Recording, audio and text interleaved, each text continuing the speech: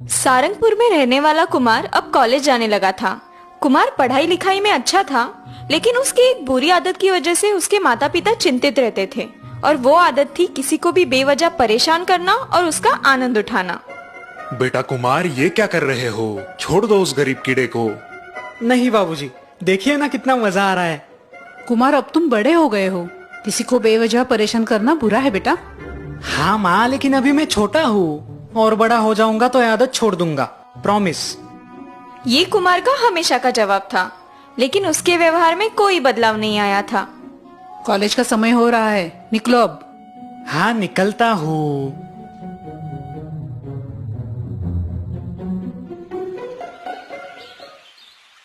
चलो चलो, देर हो रही है। हाँ, वरना क्लास के बाहर मुर्गा बना के खड़ा करेंगे टीचर। हाँ, और पिंकी ने तुम्हें वैसे देख लिया तो शट अप, साइकिल चला। तभी कुमार की नजर सड़क के किनारे खड़े एक मोटरसाइकिल पे जाती है। आसपास कोई दिख नहीं रहा। कुमार को फिर से मस्ती करने की सूझती है। सुनो, जरा मस्ती करते हैं। अब क्या करना है तुम्हें यार, लेट हो रहा है हमें। वो देखो कितनी भारी बाइक है ना। इतना अच्छा मौका हम ऐसे ही नहीं जाने देंगे। क्या करोगे तुम? पकड़े गए तो लेने के देने पड़ जाएंगे। डरपोक, यहाँ कोई नहीं है। इस बाइक का मालिक शायद झाड़ी में नेचर्स कॉल के लिए गया है। कुमार चुपके से जाके बाइक के पिछले टायर की हवा निकाल देता है और तीनों दोस्त थोड़ी दूरी पे झाड़ियों में जाके छुप जाते हैं। यार, हमें ऐसा नहीं करना चाहिए था। अगर वो आदमी किसी अर्जेंट काम से बाहर जा रहा होगा तो? चिल डूड, अर्जेंट होता तो रास्ते में रुकता नहीं।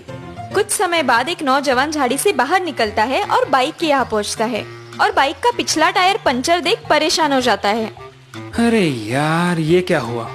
ओह शिट, अब मैं प्रिया से मिलने वक्त पर कैसे पहुंचूं? अब तो मेरी शादी होने से रही। यहाँ झाड़ियों में तीनों दोस्त हंस रहे हैं। देखा, कोई अर्जेंट काम नहीं था उस बाइक वाले को, अपनी गर्लफ्रेंड से मिलने जा रहा था।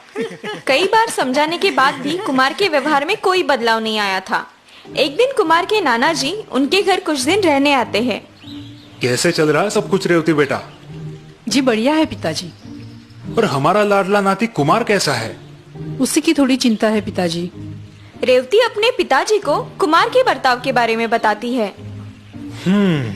तुम टेंशन मत लो, वक्त के साथ साथ आ जाएगा उसमें बदलाव। एक दिन कुमार और नाना जी गाँव में घूमने निकलते हैं। तो कुमार, कॉलेज लाइफ कैसे लग रही है? यूनिफॉर्म नहीं, टीचर की डांट नहीं।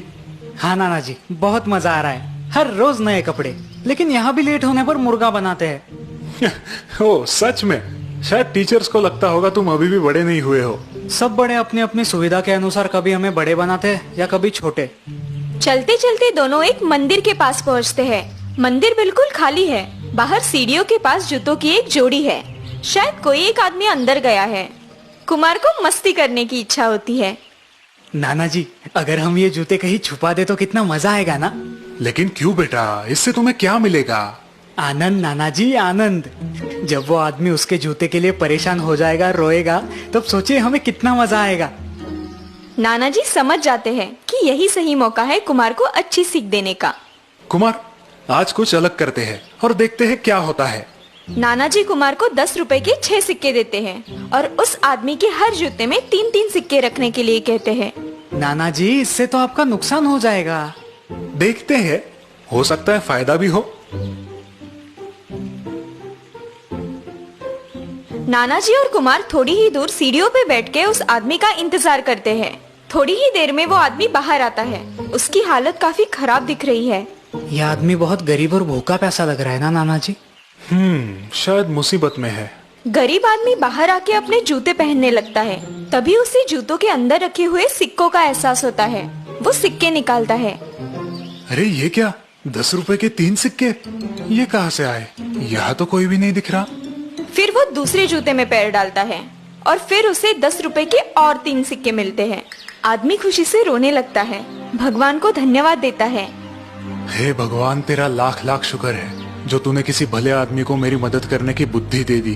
अब मैं अपनी बीमार बेटी के लिए दवा खरीद सकता हूँ, उसे खाना खिला सकता हूँ। आदमी खुशी खुशी वहाँ से निकल जाता है। नाना जी कुमार की ओर देखते हैं। कुमार की आंखें भर आई है। क्यों कुमार, अब बताओ, तुम अगर उस गरीब आदमी के जूते छुपाते तो तुम्हें ज्यादा खुशी मिलती कि अब उस गरीब आदमी की मदद करके तुम्हें ज्यादा आनंद मिला है? मैं समझ गया नाना जी आप क्या कहना चाहते हैं। अब ऐसी गलती कभी नहीं करूंगा। बेटा, हमेशा जरूरतमंद लोगों की मदद करो। तुम्हारा मजाक किसी को महंगा भी पड़ सकता है, लेकिन तुम्हारी छोटी सी मदद किसी के जीवन में बड़ी खुशी ला सकती है। विलासपुर गांव में सुखाराम नाम का एक लड्डू वाला था, जिसके मोतीचूर के लड्डू आसपास के गांव में मशहूर थे। सुखाराम की पत्नी राधा सुबह सुबह जल्दी उठ के मोतीचूर के लड्डू बनाती थी और सुखाराम बड़े से टोकरी में लड्डू भर के बाजार में जाके उन्हें बेचता था। ले लो भाई ले लो, स्वादिष्ट मोतीचूर के लड्डू ले लो। वाह भाई वाह, क्या स्वाद है, दिल खुश हो गया। एक और देना। मुझे 5 और बांध के देना। शाम होने से पहले ही सुखाराम के सारे लड्डू बिक जाते हैं और वो खुशी खुशी घर लौटता है। राधा राधा ये लो, आज पूरे 300 रुपए की कमाई हुई है। अरे वाह, मैं कल थोड़े ज्यादा लड्डू बनाती हूँ। इस प्रकार सुखाराम की जिंदगी अच्छी बीत रही थी, लेकिन एक बात सुखाराम को खाए जा रही थी। कुछ साल पहले गर्म चशनी शरीर पर गिरने से राधा के चेहरे और हाथ की त्वचा जली हुई थी और वो बहुत बदसूरत दिखती थी। बस इस एक बात की वजह से सुखाराम दुखी रहता। एक दिन पड़ोस के गांव के मुखिया जी सुखाराम को बुलावा भेजते हैं और वो उन्हें मिलने उनके घर जाता है। आओ भाई सुखाराम आओ, बहुत सुना है तुम्हारे बारे में, बड़े आदमी बन गए हो। जी सब भगवान की कृपा है। देखो, अगले हफ्ते मेरी बड़ी बेटी का ब्याह है और मुझे 2000 मोतीचूर के लड्डू चाहिए। मुखिया की बात सुन के सुखाराम की आंखों में चमक आती है और तभी मुखिया की छोटी बेटी गीता वहां पानी लेके आती है। बेटा पानी पी लो। सुखाराम अभी भी गीता के ख्याल में ही दंग है, ये बात मुखिया भाप लेता है। हाँ, जी हाँ, बुरा ना मानो तो एक बात कहूँ। जी बिल्कुल, तुम्हारी पत्नी के बारे में मुझे पता है और इसलिए तुम्हारी मन की अवस्था में समझ सकता हूँ। तुम दूसरी शादी क्यों नहीं कर लेते? मुखिया ने जैसे सुखाराम के मन की ही बात बोल दी। सुखाराम सोच में पड़ता है। जी लेकिन मैं एक सीधा साधा लड्डू वाला हूँ, मुझे कौन बेटी देगा? सुखाराम की बात सुन के स्वार्थी मुखिया के मन में ख्याल आता है, वैसे भी गीता के चंचल और नाक चढ़े स्वभाव के कारण उसका ब्याह नहीं हो रहा। यह अच्छा मौका है उसकी गृहस्थी बिठाने का। मैं दूंगा। मुखिया की बात सुन के सुखाराम चौंक जाता है। हाँ भाई, तुम अच्छा खासा कमाते हो, जल्द ही अपनी दुकान शुरू करने की क्षमता रखते हो। मैं गीता का ब्याह तुमसे करवाना चाहता हूँ। बहुत सुशील, आज्ञाकारी और खाना बनाने में माहिर है मेरी गीता। सुखाराम के लिए ये सुखद धक्का होता है। अगले ही हफ्ते सुखाराम गीता से शादी करके उसे घर ले आता है। ये घटना राधा सहन नहीं कर पाती और वो अपने मायके चली जाती है।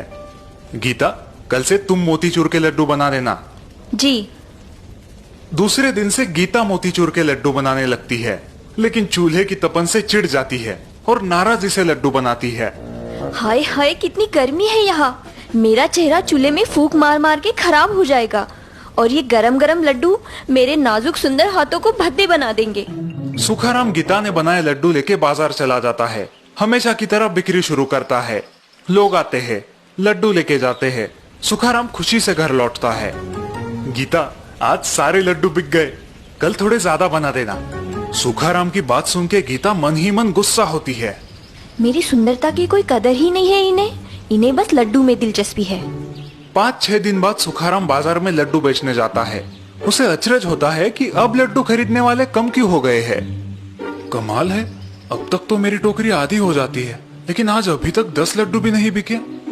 सुखाराम एक लड्डू चखता है और उसका मुंह कड़वा हो जाता है। कितना गंदा स्वाद है ये तो, इसलिए कोई खरीद नहीं रहा। सुखाराम तिलमिलाता हुआ घर आता है। गीता, ओ गीता। यहाँ अंदर मेकअप में व्यस्त गीता मजे से बाहर आती है। अच्छा, ये लिपस्टिक कैसी लग रही है मुझ पर? अच्छी है ना?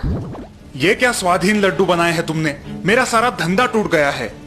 सुखाराम की बात सुन के गुस्सेल गीता बिना परवाह किए हमेशा के लिए सुखाराम को छोड़ के अपने मायके चली जाती है। अब सुखाराम को उसकी गलती का एहसास होता है और राधा की याद आती है। हे भगवान, ये मैंने क्या मूर्खता कर दी।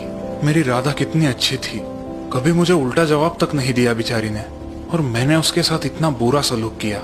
सुंदरता के पीछे अंधा होके मैंने मेरी गुणवान पत्नी को खो दिया और बना बनाया धंधा भी।